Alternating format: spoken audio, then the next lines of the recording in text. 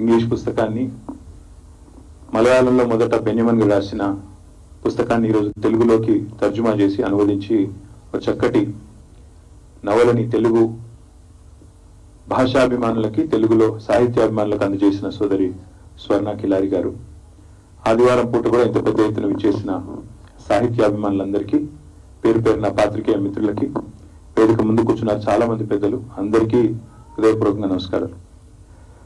December 3 తర్వాత కొంత సమయం ఎక్కువ దొరుకుతూ ఉంది పుస్తకాలు చదువుకునేదానికి. కాబట్టి ఈ మధ్యకాలంలో కొన్ని పుస్తకాలు కూడా చదవడం మొదలుపెట్టాను. ఇదివరకు కూడా కోరిక ఉండేది బాగా చదవాలని, చదివేటోని.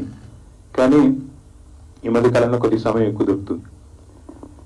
ఇక్కడికి రాగానే మన స్వర్ణ గారు ఈ కార్యక్రమానికి ఆహ్వానించినప్పుడు కొద్దిసేపు స్వర్ణ గారి గురించి, అదేవిధంగా మా సోదరుడు దిలీప్ కొలతం గారు కొద్దిసేపు కూర్చుని మాట్లాడినప్పుడు స్వర్ణ గారు 2-3 పేర్లు చెప్పినారు. ఏమేమి రాసినారు ఇదివరకు మీరంటే, వారు చెప్పిన 3-4 పేర్లు వింటే చాలా ఆనందం కలిగింది.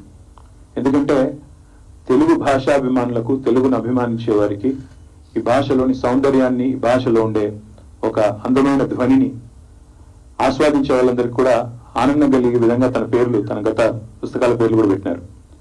లిప్తకాలపు స్వప్నం, ఎంత చక్కటి పేరు! ఒకసారి వింటేనే ఆనందం అనిపించే విధంగా లిప్తకాలపు స్వప్నం అనే పేరు పెట్టిన.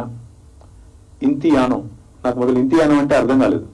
ఇంతియానం అంటే ఏందని అడిగిన, అంతరిక్షయానం లాగా అడిగితే లేదు, ఇంతి అంటే స్త్రీ కదా.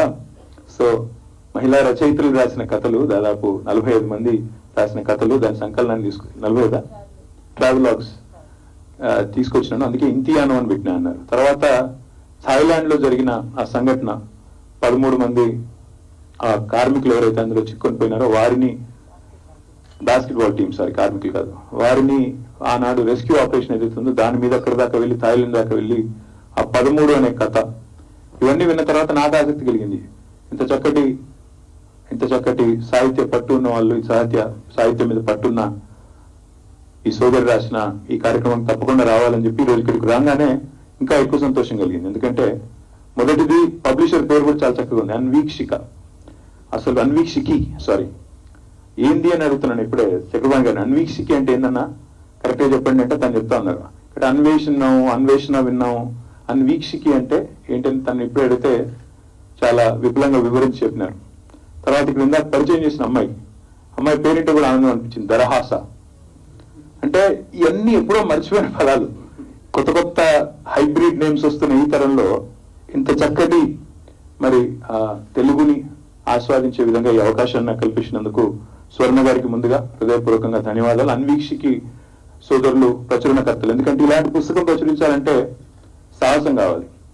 ఇవాళ నేను రామోజీరావు గారిని ఒకసారి సంవత్సరంన్నర కిందో కలిసినప్పుడు చాలాసేపు కూర్చున్నాం, మాట్లాడుతూ ఉంటే ఆయన ఒక మాట అన్నారు, రాను రాను ప్రింట్ పోతుందండి, ప్రింట్ మీడియా అంతరిస్తుంది, రాబోయే యుగం అంతా కూడా డిజిటలే ఉంటుంది అని ఒక మాట అన్నాడు. చాలా బాధతో అన్నాడు ఆయన మాట, చాలా బాధతో. ఎందుకంటే ఆయన ఉద్దేశం ఏమంటే చదువుడు అనేది తగ్గిపోయింది. ఇందాక సోదరుడు అశోక్ కుమార్ గారు కూడా చెప్తా ఉండే, చదవడం అనేది తగ్గిపోయింది, ముఖ్యంగా ప్రింట్ చదవడం అనేది. అలాంటి ఈ రోజుల్లో మరి దాదాపు 150 పుస్తకం అన్నారు. సో ఆ ప్రచురణకర్తలు, అన్వీక్షికి పబ్లిషర్స్ కూడా హృదయపూర్వకంగా అభినందనలు. వలస